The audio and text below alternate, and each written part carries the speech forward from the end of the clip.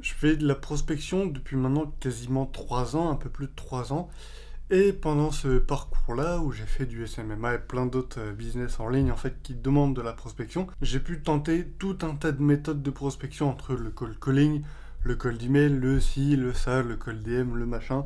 Bref, j'ai tout tenté, vraiment j'ai tout fait pour essayer d'avoir des clients. Et à la fin, ce qui est revenu comme mes deux méthodes préférées, j'allais dire les deux meilleures méthodes, mais c'est pas forcément vrai. Mes deux méthodes préférées, c'est le cold calling et le cold email. Et du coup, dans cette vidéo, je vais vous donner 5 erreurs à éviter en cold email. Alors la vidéo, elle est un peu similaire à une vidéo que j'avais faite précédemment, qui est 5 erreurs à éviter en prospection. Mais j'ai quand même fait en sorte que les erreurs que je vous partage dans cette vidéo soient pas trop similaires à celles dont je vous ai parlé dans la précédente vidéo. Donc si jamais ça vous intéresse, je vous invite de toute façon à aller voir cette vidéo. Et avant de commencer, si jamais vous découvrez cette chaîne, enchanté, je m'appelle Lancelot. Sur cette chaîne, on parle de business, on parle de tech et on parle de vraiment tout ce qui est productivité et entrepreneuriat de manière générale. Bref, commençons tout de suite. L'erreur numéro 1, c'est d'écrire un email trop long. En fait, je suis souvent en contact avec des entrepreneurs qui me partagent un peu leurs emails de prospection, leurs messages de prospection, etc.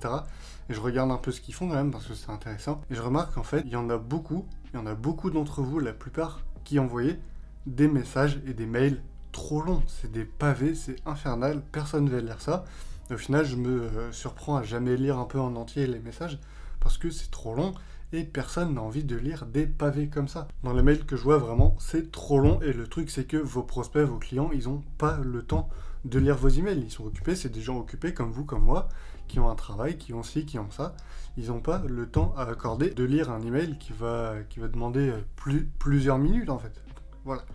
L'erreur numéro 1, c'est d'écrire un mail trop long. Calmez-vous, faites simple. L'erreur numéro 2, c'est de faire des fautes d'orthographe. Et j'en avais parlé dans une précédente vidéo. Et en gros, j'avais dit qu'il faut faire gaffe quand on écrit des emails aux fautes d'orthographe.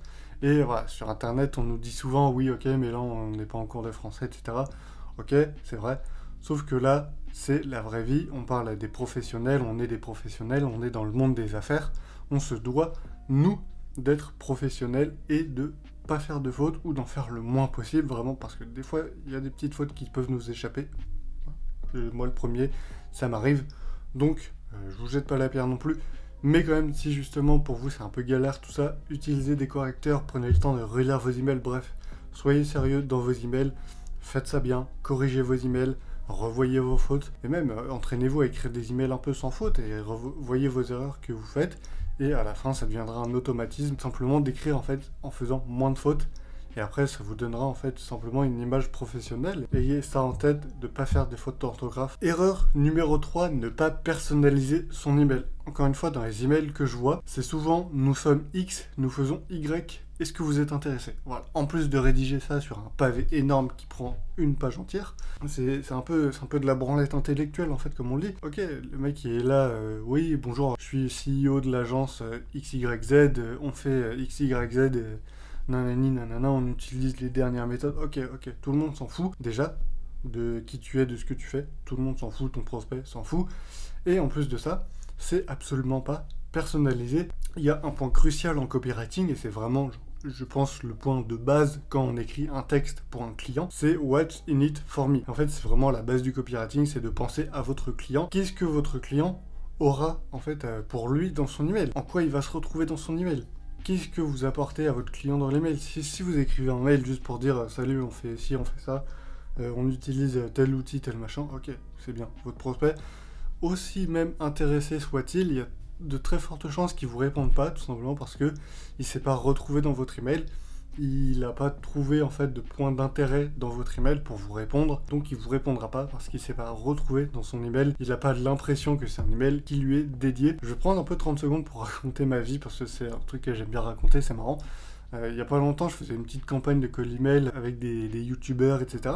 Et j'ai envoyé un mail à un expert en fait en sales, donc en vente. Et la personne m'a répondu, c'était un très bon mail. Et en fait, je me dis, à ce niveau-là, déjà c'est pas très dur d'écrire un bon cold email. Allez voir les précédentes vidéos, je vous le prouve hein, que c'est pas très compliqué. Mais en fait, à partir du moment où même t'écris un mail un peu personnalisé, un peu plus complexe que ce genre d'email, nous sommes X, nous faisons Y, est-ce que ça vous intéresse? Bah déjà, rien qu'en faisant ça, tu sors de la masse et rien qu'en t'intéressant minimum à ce que fait ton prospect, tu sors de la masse et tu peux capter l'intérêt de ton prospect, de ton interlocuteur, et à partir de là, tu auras plus facilement, son intérêt, tu auras plus facilement de chances d'échanger avec lui, et du coup derrière, de passer à une vente. En erreur numéro 4, ça revient un peu sur le point précédent, c'est ne pas penser à son prospect. Alors, le point précédent, c'était ne pas personnaliser son email, donc mettre des points de personnalisation. Et là, l'erreur numéro 4, c'est ne pas penser à son prospect. Donc encore une fois, votre prospect, il a un problème, il a un souci, il a une douleur urgente ou pas d'ailleurs à régler, il a besoin d'aide ou pas d'ailleurs. C'est pour ça que je pense que beaucoup de campagnes de cold email foirent, parce que vous targetez un peu le mauvais problème. Mais la plupart d'entre vous, quand vous faites du cold email ou même de la prospection de manière générale, vous ne pensez pas à votre prospect, vous pensez à vous, aux chiffres que vous allez faire une fois que vous aurez acquis ce client, et vous passez à la suite. Alors que c'est totalement l'inverse qu'il faut faire, il faut prendre le temps de se renseigner un peu sur votre prospect, sur ce qu'il a fait, sur ce qu'il a mis en place. Et je disais en fait que votre prospect s'en fout de vous en fait. Votre nom d'agence, les technologies que vous utilisez, les ci, les ça, tout ce que vous faites, il s'en fout. Votre prospect, il a un problème, il a des soucis, il veut quelqu'un de compétent pour les régler. Point barre. La seule chose à la limite que vous devez partager de votre agence à votre prospect, c'est vos résultats, pour montrer un peu que vous êtes compétent dans ce que vous faites. C'est la seule chose que vous devez partager avec votre prospect, c'est on a réussi à avoir tel résultat pour tel client précédemment, c'est tout. Voilà. Tout le reste, on s'en fout. Pensez à votre prospect, pensez à lui, pensez à un petit point clé qui fera la différence lors de la prospection, et à partir de là, une fois que vous commencez à penser à votre prospect avant de penser à vous, c'est là que vous ferez la différence en prospection, parce que simplement, votre prospect se retrouvera plus dans vos messages. Et enfin, on arrive à la fin, en erreur numéro 5, vendre directement dans l'email. Et là encore, je vois beaucoup de gens qui envoient des emails en disant, encore une fois, nous sommes X, nous faisons Y, est-ce que ça vous intéresse? On peut en discuter par téléphone, je vous vends ci, je vous vends ça, limite derrière, ils mettent le prix direct. C'est pas comme ça qu'il faut faire. Ce point-là rejoint un peu le point numéro 3, là aussi où en fait beaucoup d'entrepreneurs qui vendent directement en fait. Ça, faut arrêter. Et au pire des cas, même si la personne derrière, elle est intéressée par ce que vous faites, il y a quand même de fortes chances qu'elle vous dise non. Tout simplement parce que, comme on l'a vu dans les points précédents, c'est pas personnalisé, il n'y a rien qui va, et vous vendez directement plutôt que vous intéressez directement en fait aux soucis de la personne, et vous voulez absolument faire une vente. Donc prenez le temps dans la prospection. La seule chose que vous devez vendre en fait à votre prospect dans un cold email, c'est un échange. Dans votre cold email, en fait, le seul but, ça va être de parler à votre interlocuteur, de mettre en avant son problème, de dire ce que vous avez fait avant, et de proposer à la personne d'échanger avec vous à ce sujet-là. Tout le reste, tout ce qui est la vente, les technologies que vous utilisez, machin, ça vient après, ça vient une fois que votre prospect a accepté un rendez-vous avec vous. Une fois quand vous serez dans l'appel, vous pouvez parler un peu de ce que vous faites, de ce que vous utilisez, de vos succès, machin. Ok, là c'est good, la personne vous a au téléphone, elle vous écoute, vous pouvez y aller. La seule chose que je devais vendre, c'est un rendez-vous. Personnalisez votre email et vous aurez un maximum de résultats. Donc, pour résumer un peu, faites court, faites pas de fautes, corrigez vos emails.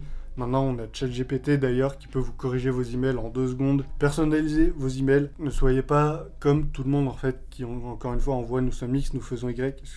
Est-ce que ça vous intéresse? Pensez avant tout à votre prospect avec la fameuse phrase What's in it for me?